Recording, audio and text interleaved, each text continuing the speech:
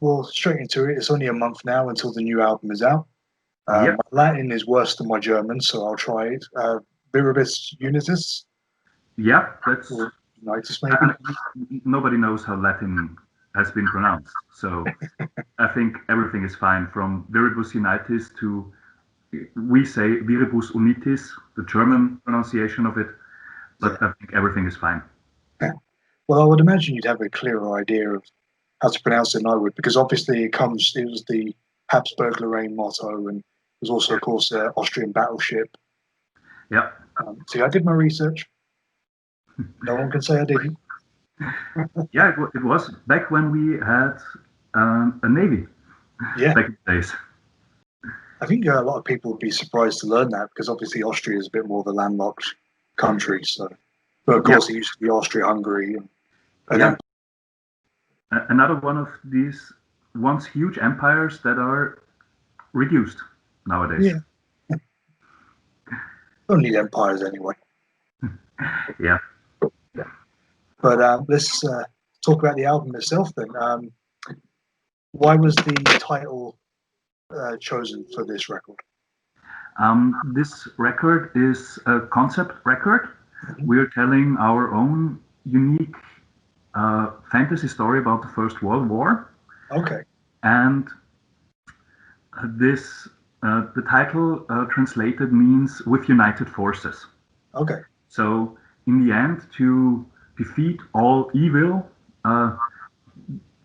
nations and characters have to work together and fight together and defeat evil with united forces. That's a good way of looking at it. Plus, it's like you said, it was one of the mottos of the Habsburg monarchy, and the last emperor, the last empress are very important characters on this record. Of course, yeah. I would imagine Franz Ferdinand and Gavrilo Princip and quite a few other main players are featured on the album as well. Again, please?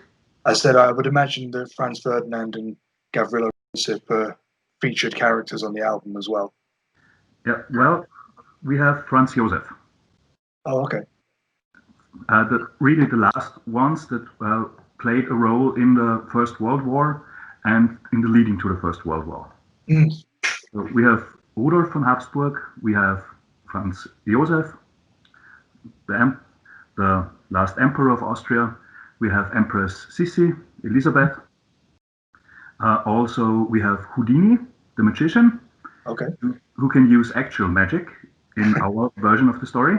Well, that makes it more fun, doesn't it? Yeah, and for the scientific side, we have Tesla. It's quite a all-star cast then, isn't it? Yeah, it is, and I mean, it's very interesting that they all lived at the same time, actually. Absolutely, yeah. And of course, there would have been, for the most part, within the same country. I know Serbia had some independence from Austria, Bosnia didn't. But yes. For an outsider, it's very confusing. I know a little bit, but I don't know. Yeah, I mean, quite so much. The Austrian Empire was huge, and especially to the east and the Balkan states, we owned the states or had a lot of influence there. But Serbia has always been their own thing. Yeah. Cool. Music-wise, how would you compare this to Masters of the Multiverse? It's it's of course it's got the same Dragony vein, the same songwriting style, but we tried to evolve our songwriting. We tried to make every part in itself shine more. Yeah. And we tried to, for example, we don't have orchestration on all the songs, but in the songs where we have the orchestration, we tried to make it shine. Yeah. And allow more room for that. So we tried to build on our strengths and don't overload everything. Yeah. I think fans will appreciate that as well. It's better to just accentuate the positives rather than have something there just for the sake of having it, you know. Yeah, and rather cut something or tone something a little bit back instead of doing too much at the same time. Yeah, understood. Cool. Of course, this is an important album for you because it's the first album from Napalm Records. Yes. I don't know if you've heard of them. Maybe. I mean, the name rings a bell. Yeah. Yeah. I wish I had some sort of shirt or something to remind me of it. But so, Yeah. how did the deal with Napalm come about? Well, we've been in talks with Napalm for a while now, and actually they already listened to some. They listened. I'm sorry. Okay. Perchance, they listened to a demo recording of Masters of the Multiverse. Okay. There was a festival with some Napalm guys, and they said, "Hey, that's cool. What's that?" And we said, "Yeah, it's Dragony." "Oh, yeah, but you're still stuck with your old label." And we said, "Yeah, we are."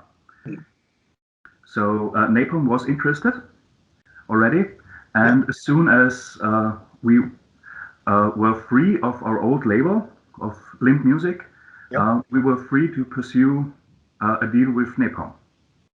Cool. And how's the relationship going so far between Dragony and Napalm? It's great. I mean, Napalm is a huge label, and they, even as a small act like Dragony, you get the feeling that they believe in you. They believe in your product, and they support you. And I can say only good things about Napalm. They've got a huge. It's a huge company with a lot of people, and they've got a person for everything. And yeah, it's just great dealing with the guys and girls there. Good. I think you have. I think you're the only one in the band that's had previous experience with Napalm because, of course, you're also in Visions of Atlantis, who I believe are also with Napalm. So yes, that must have been a good sort of foot in the door. Yeah. I mean, with Visions of Atlantis, I'm not really involved with the business side. Oh, okay. And with Visions of Atlantis, yeah, our singer Siegfried, he was part of Visions of Atlantis, but when a few years back, when Visions of Atlantis started to tour more and do more shows, he had to resign his position and handed the microphone to the new singer because it was just not compatible with his 40-hour day job. Okay. Well, like I say, Napalm really do tend to believe in their artists, and they promote them very heavily. And one of the ways they've done that is, of course, you've got the new music video, "Gods of War." Yeah. I would assume, given the story and the concept of the album, this song kind of deals with either the prelude or the outbreak of the First World War. Yeah. And it's also the first track on the record. I'm sorry? It's also the first track on the record after the okay. I like that one. It sets the stage for our story. Yeah, absolutely, yeah. And I think, especially for a story, that really introduces not just fans but newcomers to the album itself. And, how was filming the video? Video filming went smoothly, went great. We've been to a castle in Styria, in Austria, and I mean we've been very loud, of course, with the instruments and the drums. But filming, we also did the photo shooting there, and yeah, it was a long day, but a good day. Excellent. And you're happy with how the video turned out, yeah? Yeah. Good. Another way that traditionally, but still to this day, albums catch people's eyes with the artwork, and the artwork for this album is incredible. You can see the main characters there and everyone. Thank you. Does it display everything you feel is represented on the album, or is there still kind of more secrets within the music? Well, I think it's very hard to depict a whole record on one picture. Yeah. But I mean, we've worked with this guy who did the artwork from Serbia, actually, Oh, okay. Dusan Markovic, I think is his name. We've worked with him now for the third or fourth time, and he's just great and his style is exactly what we want and need, with these central characters, detailed characters, but still interesting backgrounds. Yeah. It reminds me a little bit of Motorhead 1916, I mean, for obvious reasons. But Sorry, you've been gone for a second. oh, sorry, I said it reminds me a little bit of 1916 by Motorhead for obvious reasons. But it is a lot grander and scary. It's almost like the sort of picture someone would have in a mansion or something like that. It's really sort of grand and epic. Yeah, and we tried to convey the key character story with the artwork, and I think we've been successful with that. I mean, you can see Zombie Sissy, Zombie Empress Elizabeth, Cyberpunk Joseph, and Crown Prince Rudolph as the puppeteer above them. Yeah. It's an interesting take on it, yeah. Which I like, you know, that tells you everything this is going to be. It's still metal, but it's classy. Yeah, and it's, yeah, like I said, it's our own take on what could have happened if Crown Prince Rudolph did not kill himself, and it's very hard to describe, or it's impossible to describe the single event that led to the real First World War. Yeah. It's just so complicated and so much things happening, and yeah. But it was one of the key elements that Crown Prince Rudolph killed himself. Yeah. And in our story, he did not. Instead, he falls into the depression and starts to dabble with dark magic and dark forces. Okay. And, I mean, it's a Dragony story. Magic is real. Yeah. And then everything goes to hell. It didn't go too well in the real world either. So. Yeah.